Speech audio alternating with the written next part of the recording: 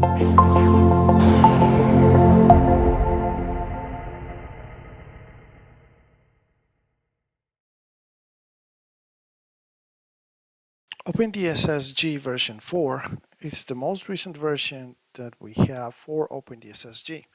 In this version, we have several improvements that involve the graphical environment and also different functionalities that we're pretty sure will help users do their work easier. For example, what we have here, and to start, we can see that the zooming operations are definitely faster because we have improved our drawing algorithms. Also, we have some of the classics, like when getting closer to a bus in constructor mode, we have the cursor appearing over the bus. But also we have incorporated functionality for separating the bus from the bus name. So we can show the buses only, the bus's location schematic by right-clicking and selecting Show Buses from the pop-up menu that we have in the options. And also we can bring the bus name separately if required. So just by bringing the bus locations, we can definitely do some editing in an easier manner.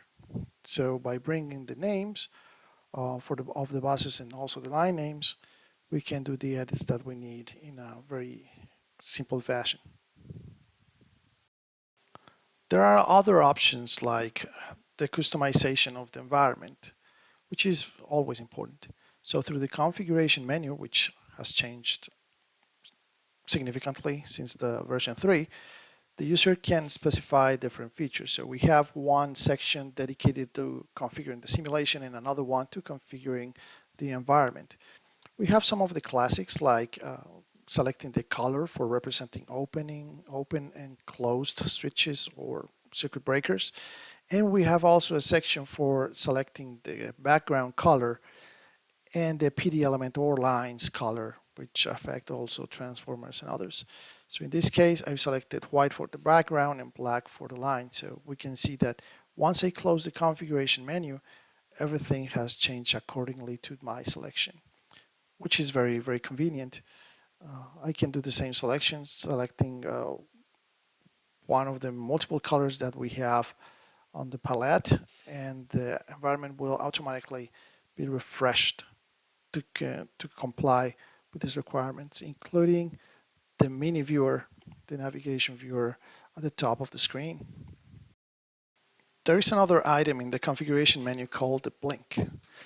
The blink makes reference to a new functionality that we have added to multiple menus. In this case, I'm going to show it with the find menu.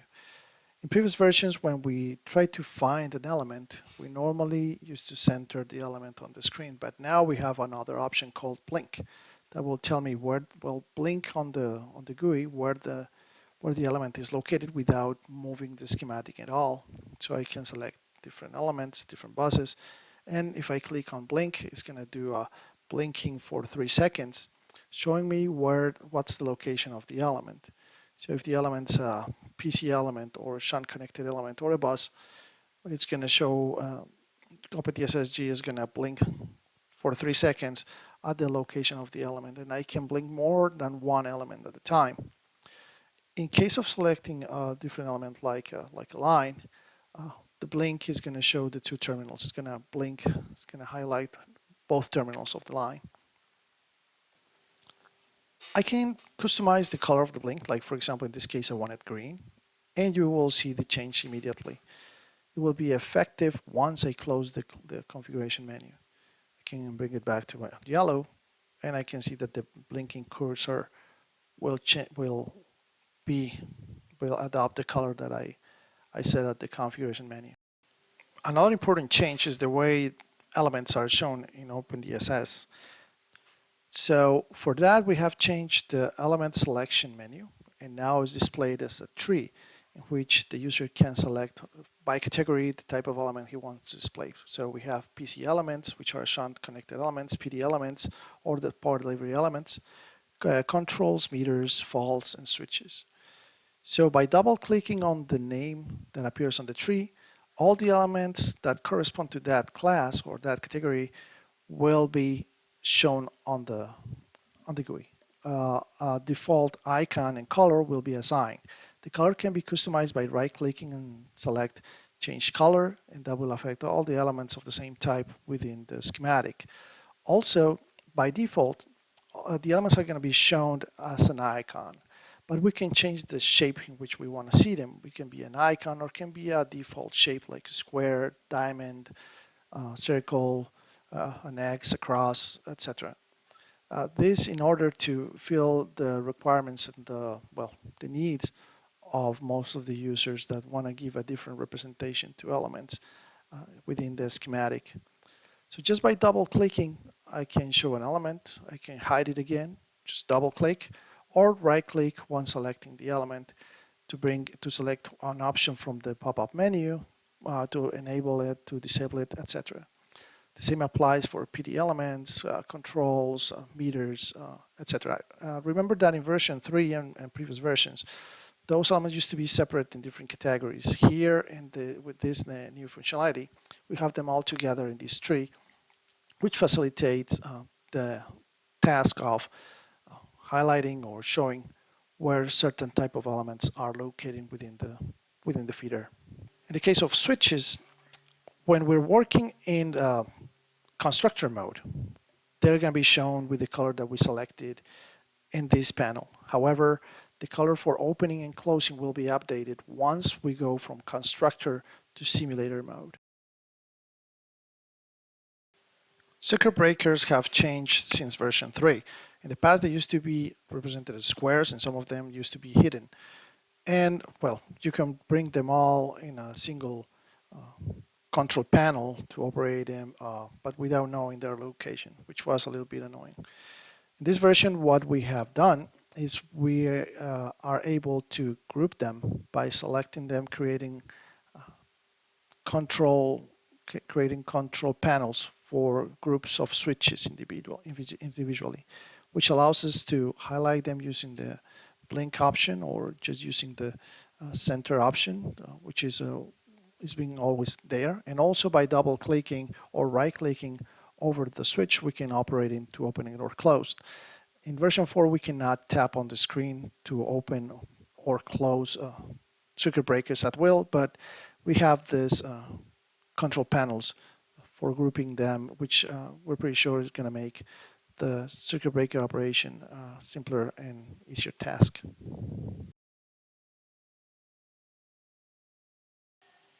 Tools like the Pathfinder in OpenDSS-G have been improved to allow the user to exploit better the features that it offers. So in this case, we are presenting the 9500 test bus from IEEE, and this one has a couple of loops. So in the past, if we used the Pathfinder to try to find a path between 2 points, we probably were not gonna be able to get the best path, but probably the longest one. That's very predictable on radial feeders, but what happens when you have meshed feeders? So in this case, what we're gonna do is we're gonna solve it, and then we're gonna bring the Pathfinder to show the new capabilities.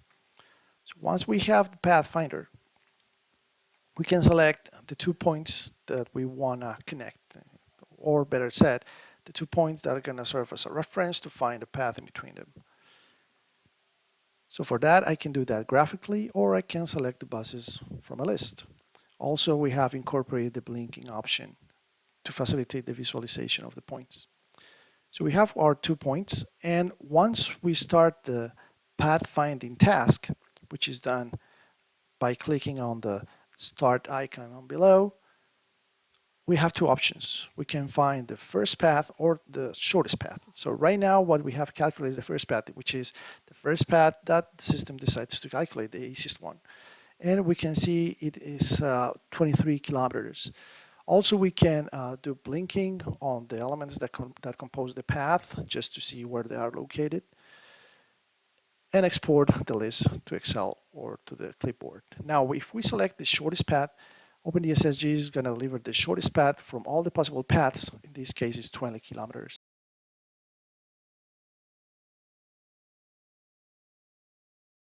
We have in OpenDSS version 4 new reports, some of them dynamic and some other static. The one we're seeing right now on the screen is the block and whiskers plot that shows the statistics in terms of the voltage behavior across the feeder. And we're seeing that graphic per phase. Right now, in contrasting that information with the heat map on voltage, we can see that phase one is quite low. And actually, we are reporting that the average value of the voltage in that phase is below 0.95, which is the lower limit according to the ANSI standard. So to see the behavior in time, we can, for example, schedule a daily simulation, just 24 hours, and we can see that the heat map has changed, which is one of the other features that we have in version 4, and is that the heat maps are automatically updated. Then if we bring back another block of whiskers for seeing the voltage at this point, we can see that the average voltage in phase 1 has been normalized, and almost all the voltages, the mean value is around 1 per unit, which is basically an ideal behavior, and which is triggered thanks to the regulators that we have across the feeder. The dynamic reports are related to, for example, the scatter plot or the voltage profile plot. In this case, we are activating those by using the reports, the dynamic reports that we have on the graphics menu. The graphics menu normally has only the voltage profile and the scatter plot. To demonstrate these capabilities, the first step that I have to do is to change the simulation step time. I'm going to make it in 30 minutes to show all the different changes in the system. Also, we have enabled the voltage level heat map, and we have enabled also the dynamic voltage profile. So by default, we have the dynamic voltage profile, which is something like this. We have the system static, the simulation has finished, and we can run this report on after each simulation. But now, if I select the dynamics, the first thing that's going to happen is that the same windows are going to appear. The voltage profile at the moment in 2 and 3D. So I'm going to put those to the left of the screen. You can put them wherever you like. And then I'm going to just separate it from the GUI in OpenDSS-G to make it clear. And after that, I'm going to set up my simulation. Again, daily. We're going to go one step at a time. We're going to go for 30 minutes. And with that, we should be ready. Let me check first if our loads have a load shape assigned, just to make sure. Yes, we have it. We have it for the daily time, daily shape class. So now we're going to start the simulation. We can see that the clock is changing, and at the same time, we can see the voltage profile changing as well as the heat map. So everything is changing according to the simulation progress. I can adjust the axis of the graphics that I'm seeing right now in 2D and 3D to see how the voltage profile changes in time, and as well how the heat map it's synchronized with all the information. So the whole simulation is synchronized and showing me what's going on in the system uh, in a graphical way. We can do the same with the scatter plot. We also have a dynamic option for the scatter plot, which will show us the voltage levels across the feeder using a three-dimensional space, so we can locate and see what buses are probably lower than others and use it as a good reference to see what could be wrong in the system. Right now, we can see that the voltages are all within range, at least for the ANSI standard, and the graph as well as the heat map on the GUI are being refreshed simultaneously. Of course, this type of visualization can be better appreciated when working with more than one screen. The Flisser tool incorporating OpenDSS-G is an interesting tool for evaluating some algorithms, Flisser algorithms, or fault detection isolation algorithms based on post-fault status or post-fault topologies. So in this case, when we open the configuration, which is the same as documented in the user manual, this tool is going to show us all the possible configurations that we can have. We can see the pre-restoration topology or pre-restoration state telling us what elements should be open, what closed, and then it's going to tell us what is the restoration sequence. Also, we have several interesting visualization tools here. We can highlight all the components that are part of a certain sequence. Like for example, we're seeing what elements are part of the pre-restoration sequence, and then seeing which are part of the restoration sequence. Or we can see each one of the elements independently using the blinking tool. Now, when we start the simulation, or better said, before starting the simulation, we can set the post-fault setting time, which is the time we're going to wait after the fault happens to let the system reach a stable status, a stable state, and also the real-time simulation time as always. We are going to work with the isolation heat map, and we're seeing the status of all the different switches and so on. So when we set up the system to start, all the different switches are going to get their status, their state according to the normal configuration. So we can see right now we're operating in normal configuration, and the indicator of the FluidStar tool is showing us that we are in normal configuration with the check mark. And now we're going to introduce the fault. So once the fault happens, we're going to wait 10 seconds, 10 simulation seconds before starting the restoration sequence. So now we have detected that we are in configuration 4, and we did the restoration sequence accordingly to it. We can see that this was a very fast restoration sequence, but there are some other options that we have incorporated. So in this case, I'm going to restore everything. I'm going to clear the fault, and I'm going to bring the system to the normal configuration and start over. So now I'm going to try to reach a configuration that illustrates the new commands that you can add to the FluidStar algorithm. So I'm adding a fault to this sound. We can see that the switches, the reclosers, are trying to do the reclosing. So that's why we're waiting 10 seconds before we reach a stable state. And now we can see we're in configuration 1. So switch 1 closes, and then we wait for 5 seconds. After that, we go for switch 2. We wait 2 seconds, switch 5, 2 seconds. So we can add time delays to make it more realistic, which is very interesting, and it's an interesting feature that we think definitely it's valuable, since it can be used for a lot of educational and didactic exercises.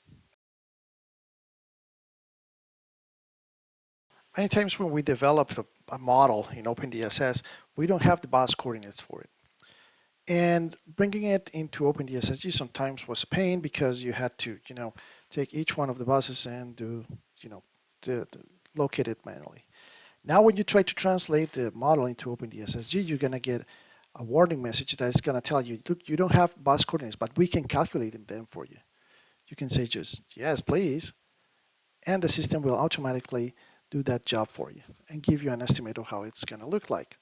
So with that, we can do the translation, rotate it as many times as we want, and just go for the translation. When the translation is done, we can save the new model in a different folder, which is also required in version 4, just to preserve the integrity of the original model.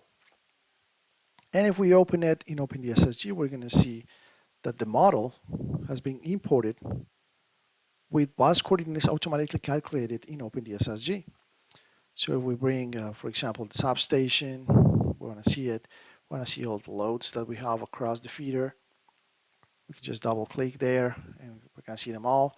If we get closer, we're going to see that all of them have been organized systematically to represent the radial feeder. However, it doesn't mean that it's not going to work for a meshed system. Now, the interesting part is that you can take that new import and bring it into OpenDSS. So here I'm opening the master file of that one, solving it and plotting the circuit. I'm going to just execute that, and we're getting exactly the same model with the bus coordinates that we just assigned automatically in OpenDSS. So if you want to create a bus coord set for your model in OpenDSS, you can use OpenDSS-G.